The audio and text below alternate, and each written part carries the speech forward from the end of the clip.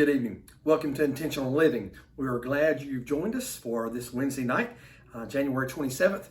Just want to remind you at the very beginning here, we have moved our Revelation series to Wednesday night.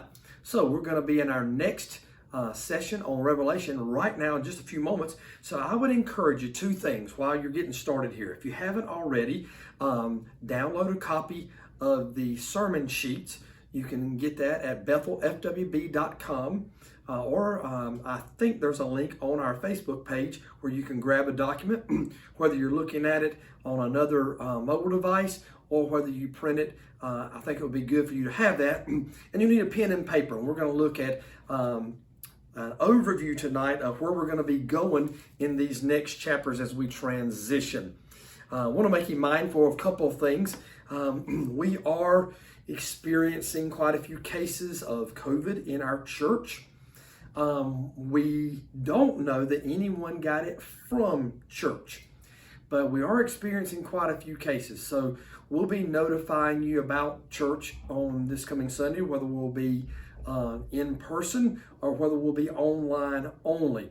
I really, as much as possible, I want to continue in person, but we want to do what's right and safe. So even if we do continue with in-person this coming Sunday, I'll remind you there are many cases in our church, and so you make that judgment call on your own. Don't feel that you have to be here. If you join us online, that's okay. It's okay. But I just believe that in-person is important, but we will make a judgment call on that in the next few days, and we'll be letting you know. But again, if you determine that we are having in person and you're going to watch online, hey, it's okay. It's okay. We understand. We understand. So just keep those things in mind, and we'll be communicating with you in the days to come here. Watch out for that weather tomorrow. They're calling for a little, not much, but a little mess tomorrow morning. So I wish it'd snow about 3 feet. And I know some of you are throwing things at the TV right now, but I enjoy the snow for a little bit, then I like for it to be gone. But anyhow, it's always exciting when you have a snowstorm in eastern North Carolina, because probably in the next 4 or 5 days, you could be back to wearing flip-flops. That's how it is in North Carolina.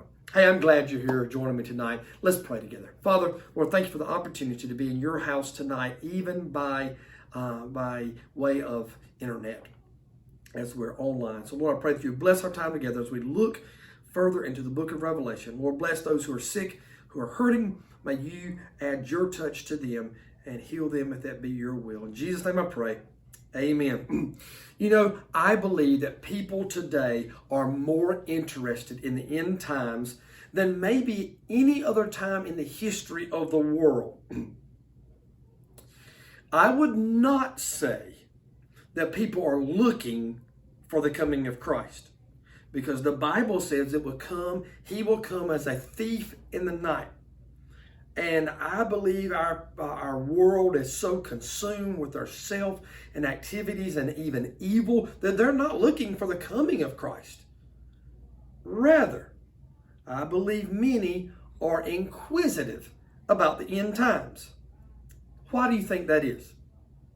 Well, I jotted down several reasons why I think people are inquisitive about the end times. The pandemic, the state of the world, the current political culture in the United States, the current economic situation of the world, the fulfillment of prophecies, the abounding evil in the world, and the return and the turn from Judeo-Christian values and ideals, the events surrounding Israel and the Middle East. People are simply talking about it more at the water cooler, at the gym, or at work, or wherever they are. They're talking about it. Preachers are preaching on it, just like me. Many preachers are preaching on Revelation during these times. So many things in our culture have people, and I use this term specifically, are inquisitive about the end times. But I wonder how many take the time to look into what we consider as Christians the truth about the end times. So we want to continue our series entitled The End. Simply that, the end. Now, tonight, I'm going to give you an overview. I've entitled this message, The Simplification of Revelation. You know, Revelation can be intimidating, and you can think it's so in depth, and there's so many things, and there is some truth in that. I'm quite intimidated as I've been doing this study through it, and it's getting a little tougher as we go. But this study helped me drastically as I've been studying this week and looking at these things. And I want to really be careful to give Dr. Rob Morgan credit, because almost this entire lesson is a copycat of a class I am taking with him online. And man, his studies are just incredible.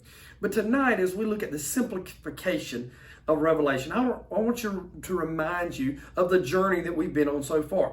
Remember, chapter 1 was a prologue and that opening vision from John on the Isle of Patmos.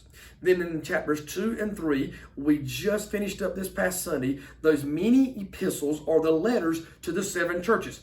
Now, tonight, we begin chapter 4 through chapter 19, known as the Tribulation, which also includes, in the middle of that, the Great Tribulation. Last Sunday, we finished our discussion on the letters to the 7 churches. Tonight, I just want to give you an overview to simplify in your mind the entire book of Revelation from chapter 4 to the end. As I said before, Revelation can be intimidating. But I ask this age-old question: how do you eat an elephant? You eat it one bite at a time. So it's going to help if we break down the book of Revelation into sections. And we've already done that. That first chapter is that prologue, and then John's vision, then chapters 2 and 3, which we were in for 7 weeks. Those 7 churches, the letters to those 7 churches. And now we're going to look at chapters 4 through 19, the Revelation. Let me go ahead and give you tonight's outline in its entirety. Look at this. Simply, we'll take an overview of the book, then the views of the rapture in point 2, then the pattern of the author. That's a simple outline for tonight's lesson. I hope you have that downloaded or a printed copy. It will be beneficial and helpful to you. Okay, point number 1 tonight. The overview of the book. Now, Rob Morgan gives us an incredible diagram of the book of Revelation. And here it is. And again, I hope you're able to download that. If you weren't, be downloading it as I'm talking, because it will give you a great visual image of this entire book. And I will have these available at the Connection Center for the entirety of this study. But it is available online, and we'll try to make this a separate download as well. Okay, so this handout is what we'll be following tonight. Chapters 4 through 5 give you the celebration in heaven. That's what you see in these chapters. Then we would quickly move to chapters 6 through 11. That's the first 3.5 years of the tribulation. In that you have the 7 seals and the 144 evangelists, or the 144,000 Jews. You see there are the 7 trumpets, and then other significant events leading up to the Great Tribulation. When we get to chapters 12 and 13, there we see the events of the Great Tribulation and the details there. Then when we move on to chapters 14 through 19, we see the final 3.5 years of the tribulation. Now, looking with me in your chart here, when you get to chapters 19 and 20 there, it goes 4 through 19. And then 19 is kind of divided. You get into 19 and 20, the return of Christ, the coming of Christ, and then the millennium and judgment. Then you move quickly to the last 2 chapters of the book of Revelation, chapter 21 and 22, and we see the new heaven and the new earth. As I began to study this week more in depth, I was really moved by God that I made the right decision to move this to a Wednesday evening study. It is much more teaching oriented than application oriented, where I'll give you a verse in scripture and outline and give you exegesis of that passage and then make an application to you. Now we'll try to do that some along the way, but really the teaching of the book of Revelation is informational and maybe some inspirational more than applicationable. Okay? And I'm excited to teach this to you on Wednesday night. Hey, tonight in this overview, as we've already begun this, as we look at this little chart, this is the Cliff Notes of Revelation.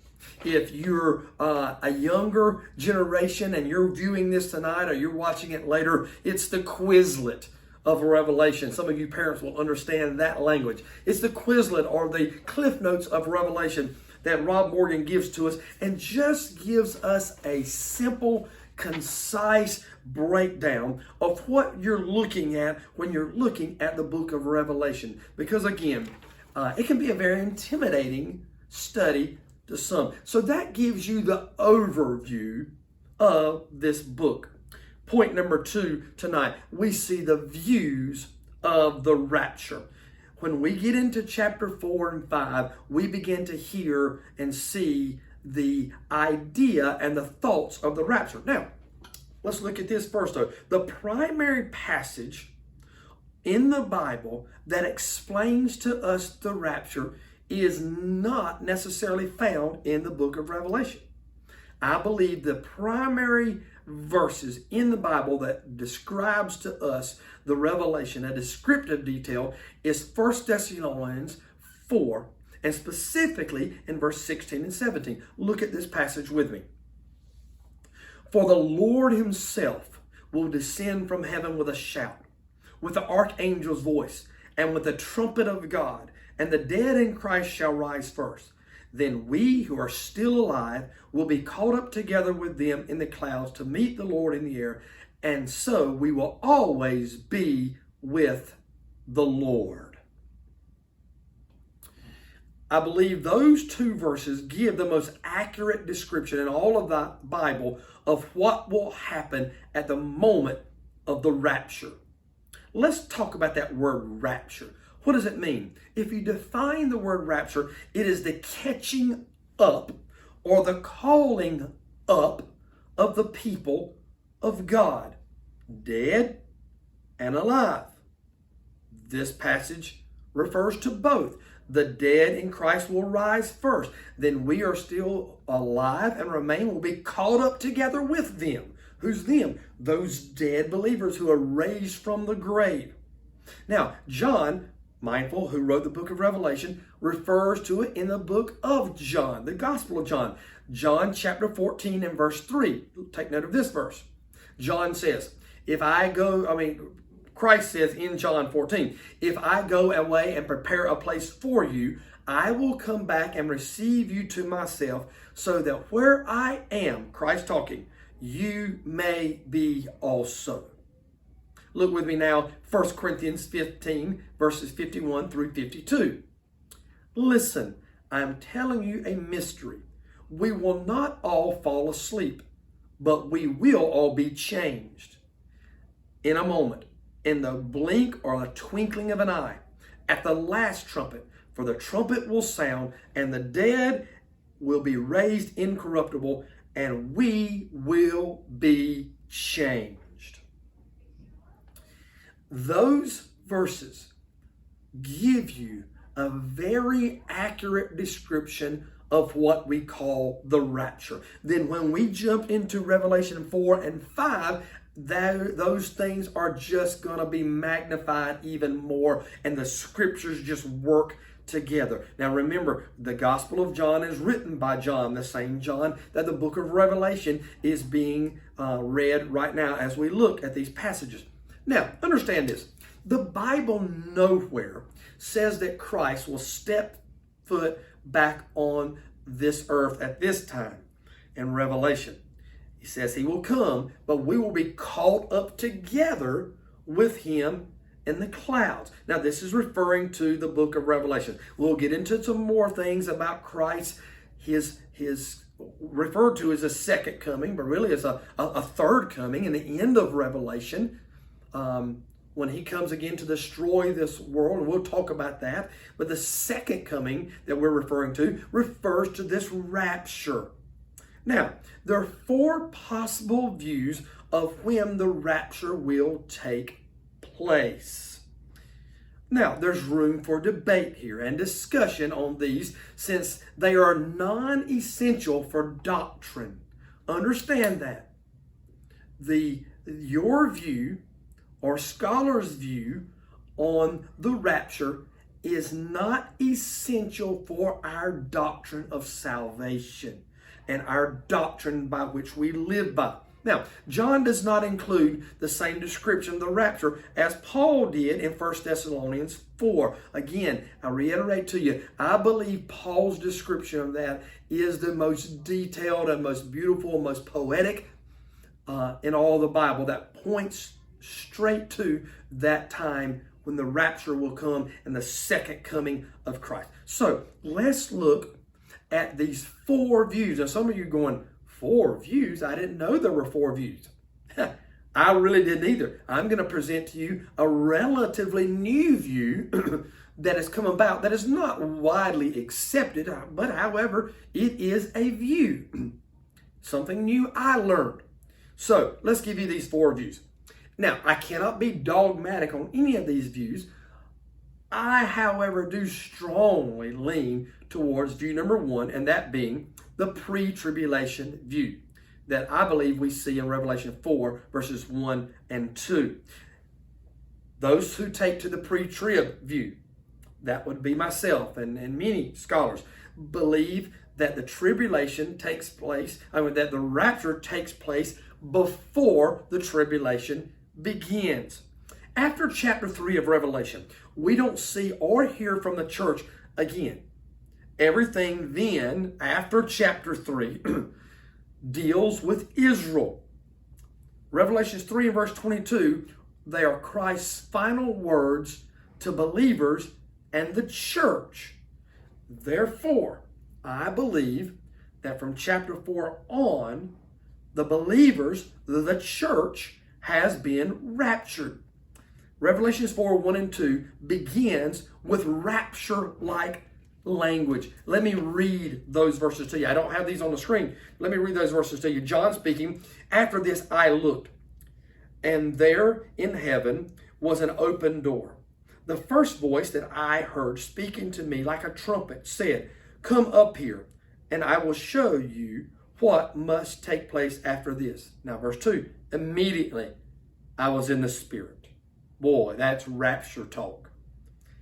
And there in heaven, a throne was set. More rapture talk. One was seated on the throne, and the one seated looked like the jasper and carnelian stone. A rainbow that looked like an emerald surrounded the throne. We're getting into verse 3 here. But boy, when you talk about Revelation 4, 1 and 2, you get rapture-like language. So, look at the chart again here. We believe, or I believe, the pre-tribulation will take place right at the beginning of chapter 4, and that the church is raptured. Pre-tribulation. The next view is that of a mid-tribulation. Take a look at how the chart changes here. Now, we add that mid-tribulation at about chapter 11, verse 12. Again now, before the Great Tribulation begins. This is probably, the pre-tribulation is probably the most popular. But then, and I don't know where it falls, mid-tribulation or post-tribulation, as far as number of people who believe those. But the mid-tribulation would put the church being raptured before that horrible time of the Great Tribulation, after the no more delay, and after the temple, and then the 2 witnesses, right before chapter 12 would begin. Now, let's look at this relatively new view that is being called the pre-wrath tribulation. Take a look. I had never actually heard of this. Look at where it takes place right there right in the 12 and 13 at the end of chapter 13, kind of right in there. You see it on your document and on the screen. Now, where is this based on? It's actually based on a pretty good passage that I could understand where people would lean to that. It's based off the Olivet Discourse. Now, the Olivet Discourse is located in the Gospels. A great deal of that Olivet Discourse is located in Matthew 24 and 25.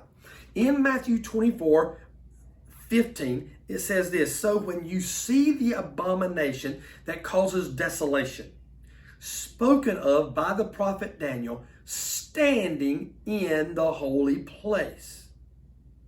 Now think about that. The book of Matthew is saying, when you see. So those who would follow this pre-wrath tribulation take that to mean that they will actually see the Antichrist standing in the temple. The rapture will take place after the Antichrist establishes his place in the temple in Revelation 12:13, pre-wrath tribulation view. Okay? And then the church is raptured before the Great Tribulation.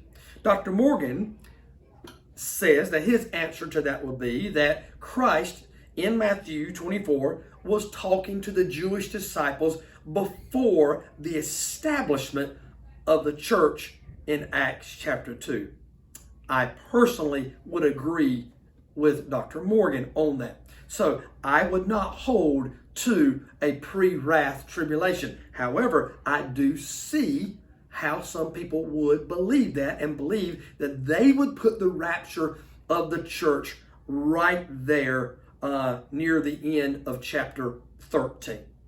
However, I do believe Dr. Morgan to be correct. So you have the pre-tribulation view, you have the mid-tribulation view, the pre-wrath tribulation view, and then the fourth final, which has been in the traditional three views, would be the post-tribulation view. Take a look at the chart right there. See where I've added it now? You see all four views there now. This post-tribulation view coming in chapter 19, and you see it on the chart there. Now back to me. Those are the four views, possible views of the rapture. Again, don't get so caught up in that because those can be debatable. Again, my view is to be a pre-tribulationist who believes that the church will be raptured before all those things take place. We see that in chapter 4, verses 1 and 2, and I believe that we'll be gone during all of that. That's what I believe. You know, now let's move on to point number 3, and finally for tonight. We've looked at these points tonight. We've looked at the overview of the book, the views of the rapture, and now let's look at the pattern of the author. This may be the biggest insight that you could learn that would help you as we begin the study of Revelation or continue to study of Revelation. I had never thought about this, and I'm telling you, I am learning new things. I've learned many new things this week as I've studied this out.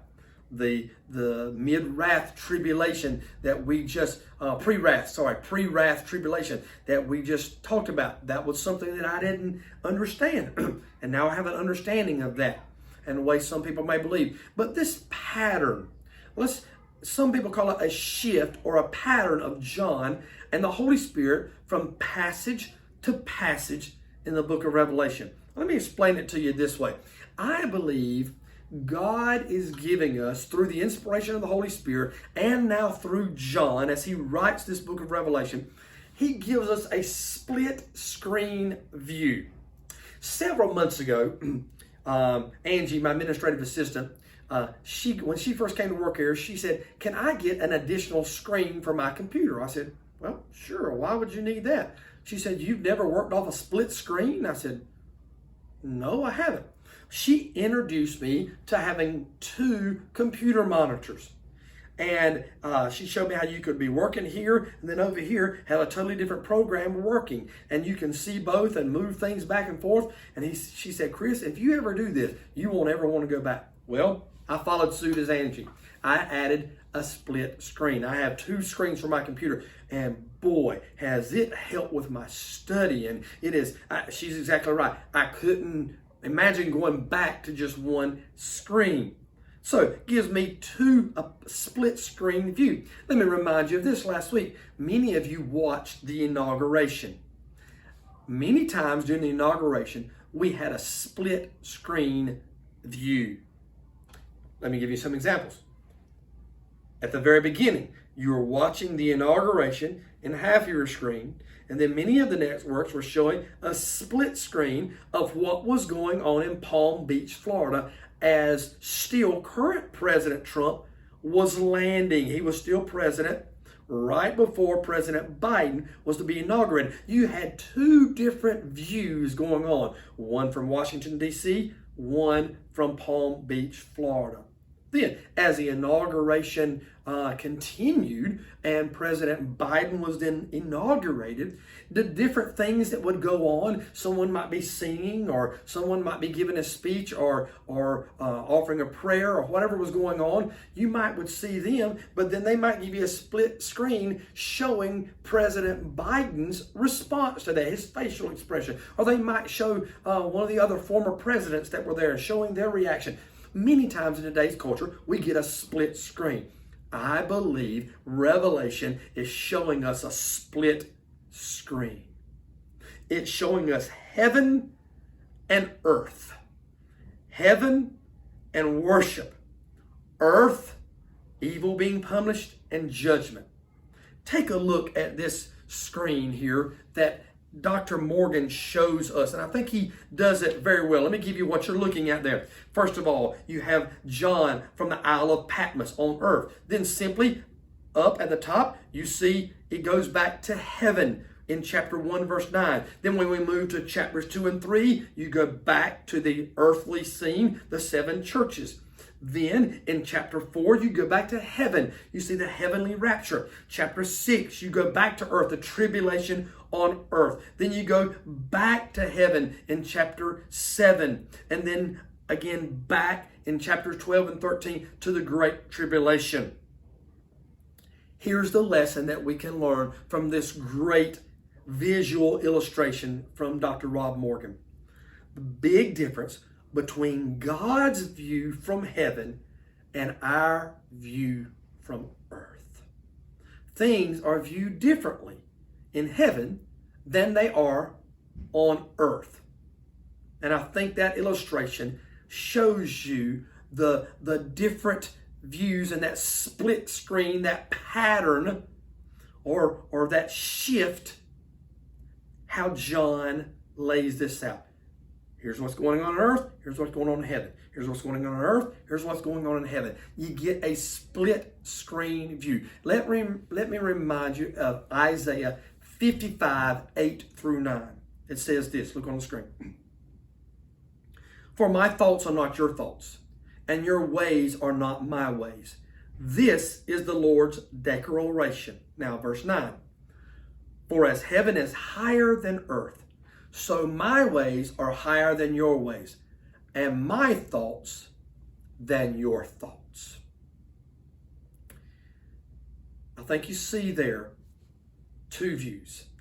Heavenly view, earthly view.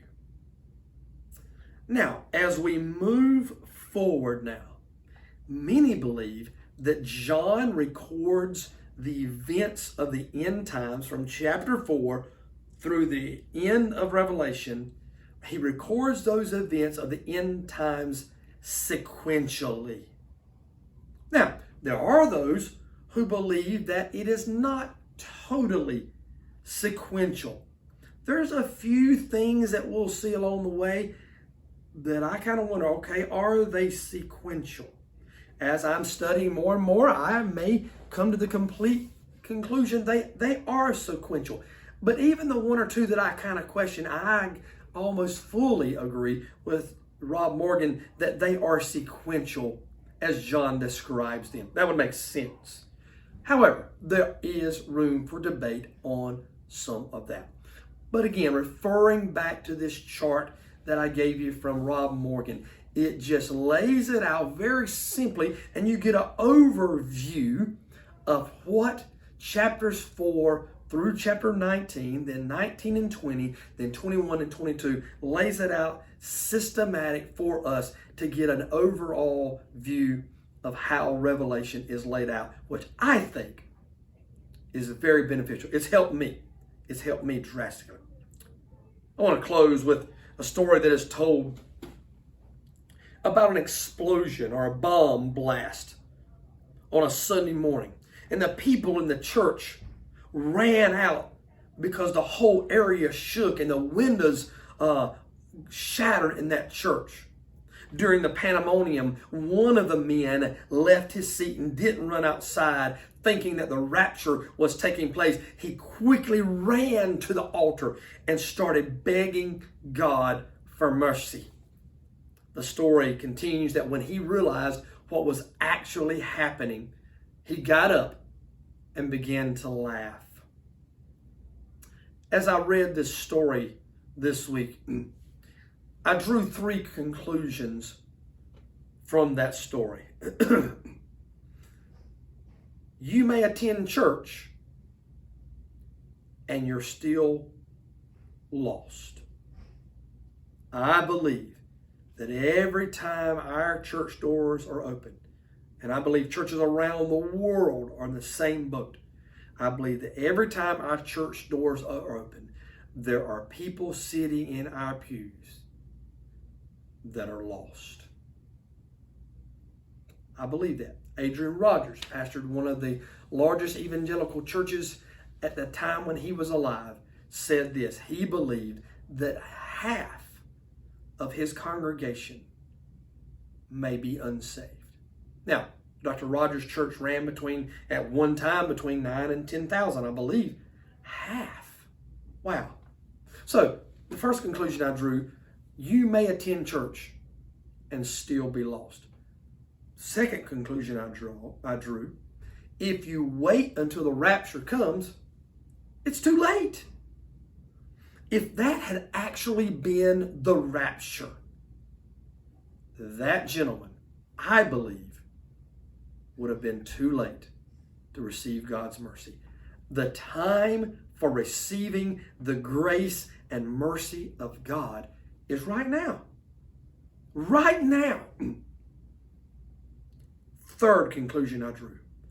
After the rapture comes, there will be no laughing.